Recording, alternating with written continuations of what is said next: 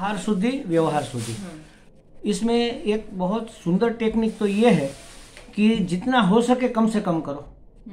तो इतनी शुद्धि का ख्याल रखना, निकल गया। आहार मिनिमम, अल्पाहार, ताकि सात्विकता बनी रहे। ज्यादा भोजन भी ये राजसिक होता है और अति ज्यादा मतलब ये तामसिक वस्तु हो गई। जितनी जरूरत है उससे थोड़ा कम। ऐसा कहा जाता है आयुर्वेद में कि एक पेट के 4 हिस्से कर दो, 2 हिस्से ठोस पदार्थ से आप भोजन से भरो, 1 हिस्सा पानी से भरो, 1 हिस्सा खाली रखो। ये प्रमाणसर भोजन हुआ। अब समझो कि हमें 5-6 रोटी चाहिए तो 4 कर दो या 3 कर दो, देख लो आप कितना जरूरी है। घटाते घटाते आप चाहो इतना घटा सकते हो। मैंने एक बार ये प्रयोग किया था, जब हम फ्लैट में दूसरी जगह रहते थे तो मैं चाय 3 बार पीता था। मैंने सोचा चलो चाय हमें छोड़नी है लेकिन छूटेगी तो नहीं। फिर पूरा कप से मैंने कहा आधा कप पीऊँगा। मैं ही बनाता था सुबह में 4-3 बजे उठकर, आधा कप पीना शुरू कर दिया 10-15 दिन, फिर पा कप कर दिया। एक समय ऐसा आया कि इससे कम तो बन नहीं सकती, बन तो जाती लेकिन मैं 1 चम्मच भरकर पीता था, बस 1 चम्मच मात्र। ऐसे 1 चम्मच पी लिया, बाकी फेंक दी और फिर छोड़ दी। तो आहार और ऊंघ, हमारे गुजराती में निद्रा, जितना बढ़ाओ उतनी बढ़ेगी, जितना घटाओ उतनी घटेगी। और व्यवहार भी कम से कम व्यवहार करो। और अतिर जन संसदी, संपर्क ही कम कर दो तो व्यवहार कम हो जाएगा। सात्विक असात्विक का प्रश्न ही नहीं रहेगा। फिर जितना व्यवहार करो शुद्ध करो, शुद्ध भावना से किसी के साथ व्यवहार करो। अपनी भावना शुद्ध रखो, सामने वाला अपने आप शुद्ध हो जाएगा। अगर नहीं है तो भी हमें इफेक्ट नहीं करेगा। तो स्वामी जी, यदि शुद्ध भावना से हम व्यवहार करते हैं और सामने से विपरीत प्रतिक्रिया आती है, उसको वो शुद्ध भाव में नहीं लेते हैं, हाथ जोड़ लो, महाराज जी हमारा तो यह भाव है, आपको जो ठीक लगे आप करो, स्वीकार कर लो, क्योंकि वो तो रजस तत्वों से भरा पड़ा है। और नहीं, क्योंकि हमारे भी वो संस्कार है ना स्वामी जी, तो फिर वहाँ से प्रतिक्रिया आती है तो यहाँ से भी प्रतिक्रिया जाती है। बस प्रतिक्रिया नहीं करनी, हाथ जोड़ लेना, कहा ठीक है आपको जैसा लगे, मेरा तो ये भाव है। तो हाथ जब जोड़ लेते हैं तो फिर वहाँ से एक और प्रतिक्रिया आती है कि बस अपना बोल दिया, हो गया, हमारी तो सुनते नहीं है। हाँ, आप सुनाओ लेकिन हमें स्वीकार नहीं है। आप जो भी सुनाना चाहो सुना दो, हम उसमें सहमत नहीं है। इसको गुजराती में बोलते हैं उसमें हमारी सही नहीं है। आपको जो बोलना है बोलो, आप मुक्त हो। हमारा कोई ऐसा इरादा नहीं था, फिर भी आपको जो लगे ठीक लगे आप कर तो उसमें भी फिर यदि वो जवाब मांगते हैं तो हाँ, तो बस मौन रहो ना। तो वहाँ तो और प्रतिक्रिया आती है कि नहीं, अपने आप शांत हो जाएगा। आप अगर मौन रह पाओगे तो वहाँ शांत हो जाएगा। मौन माने यहाँ से नहीं, यहाँ से भी मौन, अंदर कोई भाव ही नहीं उठे बदले का, ये गलत है, ये न्याय भी नहीं करना है, ये सही है, ये गलत है, वो जो है सो है। बस हम अपनी जगह सही है, बाकी सामने वाले का हमें इवेल्यूशन नहीं करना है कि भाई उसने ऐसा किया, ये गलत है। हम बोलते नहीं लेकिन हमें पता है ये गलत बोल रहा है, ये गलत तरीके से ये बात को ले रहा है, ये नहीं करना है हमें। हम सही है, बाकी वो जो है, वो जो है सही है, गलत है, अलग तरीके से ले रहा है, वैर भाव से ले रहा है, द्वेष भाव से, ईर्षा भाव से, जो भी है वो उसका अपना प्रश्न है। हम सही है, बात खत्म। तो स्वामी जी, और एक ये कि जो भी जितनी भी ज्ञानेंद्रियां हैं उससे हम जो भी ग्रहण करते हैं उसमें भी, उससे भी हमारे बनता है, असर पड़ता है। बिल्कुल पड़ता तो जैसे त्वचा से जो ग्रहण करते हैं, त्वचा से क्या चीज सात्विक है और क्या चीज सात्विक नहीं है? भोग जिसका करते हैं वो असात्विक हो जाती है। जैसे समझो कि रेशमी कपड़ा, हाँ आज मजा आएगा, ये वस्त्र बहुत बढ़िया है, वो खद्दर जैसा मुझे ठीक नहीं लगता, तो ये भोग हो गया। बेड भी हमें एकदम स्मूथ चाहिए, ये भी हमें वो चाहिए। हमें सबसे कठिन हमें लगता है स्पर्श इंद्रिया तो अंत में आती है, नहीं, सबसे कठिन यही है। जो संसार का जो रिलेशन होता है ना पति पत्नी, वो स्पर्श से होता है ना। और जिह्वा और उपस्थ, ये 2 सबसे कठिन इंद्रियां हैं। ये सब पूरे शरीर में फैली हुई है। तो इसमें भी जहाँ भोग की भावना है वहाँ अशुद्धि हो गई।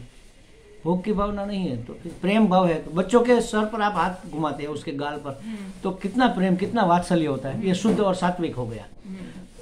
उसी तरह एक युवक अपनी मासूका से स्पर्श करेगा क्या? उसका भाव बदल जाएगा। तो ये भोगमय वृत्ति हो गई, तो ये रजस बढ़ गया। और उसमें भी अगर विकृति है तो वो तमस बढ़ गया। तो भाव के ऊपर आधार रखता है। तो जैसे यदि हम बाहर कहीं जाते हैं तो हम रहने की जगह साफ स्वच्छ ढूंढते हैं, तो साफ स्वच्छ यदि मान लीजिए वहाँ टमेटा में रखो अंदर पड़ा है कि जल्दी बगड़ी जाए ना, એટલે फ्रिज में राखू छू। हाँ, तो साफ स्वच्छ जगह देखते हैं, जैसे मान लीजिए कहीं गए और जैसे आपने जैसे बताया कि आश्रम में रहें तो ज़्यादा अच्छा है। हाँ। यदि आश्रम जैसी कोई जगह नहीं है, होटल में ही रहना पड़े, तो हम साफ स्वच्छ होटल देखते हैं कि कमरे अच्छे साफ हैं या नहीं। तो फिर यहाँ पे भी फिर वहाँ के वाइब्रेशन हमें इफेक्ट करेंगे। हमें क्या करना है, जितना सामने से तीर पावरफुल आएगा ना, तो हमें पावरफुल ढाल बनानी पड़ेगी, कवच बनाना पड़ेगा, ताकि हमें चुभे नहीं, उसमें टकरा कर गिर जाए। उसको निष्क्रिय करने के लिए हमें और पावरफुल बनना पड़ेगा। तो किसी कमरा हमने लिया, होटल में रहना ही पड़ा, साफ सुथरी देखी थी, लेकिन होटल तो रजस तत्व से भरपूर होती है, उसके वाइब्रेशन सही होते ही नहीं। तो क्या करना, हमें अपने कमरे में जाकर दरवाजा बंद करके या तो गंगा जल अपने साथ थोड़ा रखो, थोड़ा गंगा जल छिड़क दो, और फिर एक धूप बत्ती जला दो। धूप बत्ती जला दो। अगर फूल आसपास में कहीं है तो 2 फूल तोड़कर भगवान की एक मूर्ति या कोई विग्रह छोटा सा, कोई उनकी चित्र, लेकिन वो लेमिनेशन वाला, हाँ जी, हाँ। तो बिगड़ेगा नहीं। ऐसा लेमिनेशन वाला एक चित्र रखो अपने पास, उसको स्थापित करके 2 पुष्प यहाँ रख दो, अगरबत्ती कर दो, थोड़ी प्रार्थना कर लो, अपने आप इसमें से वाइब्रेशन निकल कर उसको प्रभावित कर देंगे, उसको शुद्ध कर देंगे। तो ये एक उपाय है। भाव शुद्धि करो तो भी शुद्ध हो जाता है। बैठकर ध्यान करो, 1 दिन 2 दिन ध्यान करो, पहले दिन विक्षेप लगेगा, दूसरे दिन थोड़ा और अच्छा लगेगा, तीसरे दिन शांति हो जाएगी अपने आप।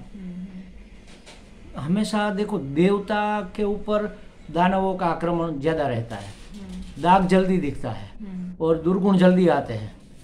तो इसी तरह बैड वाइब्रेशन जल्दी इफेक्ट करते हैं, लेकिन हमें उसको मारना नहीं है, उसके सामने अपना कवच तैयार करना है, तो वो अपने आप भाग निकल जाएंगे। उसको निवृत्त करने का ये उपाय है। और खासकर जब भी ऐसी जगह जाओ ना, तो 2 काम हम और कर सकते हैं, हम तो करते हैं, सन्यासी सब करते हैं। जैसे ये हमारा उपवस्त्र है, एक एक्स्ट्रा एक होता है, तो बेड के ऊपर ये बिछा दिया, उसकी चादर साफ है फिर भी अपना कपड़ा एक बिछा दो, और तकिए का वो ऊपर जो कवर होता है वो अपने साथ एक ले जाते हैं। तो तकिए के ऊपर अगर नहीं है तो अपना नेपकिन वेपकिन कुछ रख दो, और फिर इसका उपयोग करो। कुर्सी पर बैठना है तो आप तो आसन लेकर चलती है, तो आसन अपना आसन बिछा कर बैठो, तो इससे बहुत सहायता मिलती है। और एक चीज है स्वामी जी, ये जिस आसन पे ये जो पहले शंकराचार्य थे, उन्होंने शंकराचार्य पद का भी त्याग कर दिया था। स्वामी सत्यमित्रानंद जी, भारत माता मंदिर वाले, बड़े अच्छे महात्मा थे, और मेरे तो फिलोसोफर गाइड एंड गुरु जैसे समझ लो। तो लास्ट बार जब हम मिले थे तो वो कह रहे थे कि महाराज अब तो सब भूल, संसार में नाम भी याद नहीं रहते, लेकिन भगवान नहीं भूलते। मैंने कहा महाराज ऐसी अवस्था हमारे भी कर दो, संसार भूल जाए और भगवान ही याद रहे। फिर उसने कहा कि मैं पता नहीं स्वामी जी अब मुझे क्या हो रहा है, तो मुझे लगता है कि मैं बस अपना तकिया साथ में लेकर चलता हूँ, कहीं पर भी जाऊँ मैं अपना तकिया साथ में लेकर चलता हूँ, और किसी तकिए पर अपना सिर रखना मुझे विक्षिप्त कर देता है। मैंने कहा आपकी शुद्धि इतनी हो गई है कि थोड़े बहुत वाइब्रेशन भी अगर उस तकिए में है तो, क्योंकि हमारा सर तो वहीं पर रहेगा ना, हमारी सोच, हमारी बुद्धि, सब 5 ज्ञानेंद्रियां तो ज़्यादातर तो 4 तो यही है, तो उसके ऊपर आप कवर लगा दो, पूरा तकिया बदलने की जरूरत नहीं है, कवर अपना लगा दो तो भी फर्क पड़ेगा। मैंने तो 2 कवर बना कर रखे हैं, मैं साथ में ही लेकर चलता हूँ, कहीं पर भी जाओ अपना कवर साथ में लिया। अगर और एक बड़ा सा कपड़ा भी रखता हूँ, इसका समझो कि इतना बड़ा एक कपड़ा, अगर कवर भूल गए तो उसको इसके ऊपर बिछा दिया, मोड़ कर रख दिया, या तो पिनिंग कर दिया, तो और ये बिछा दिया, तो वो एक ढाल हो जाती है। ढाल हो जाती है।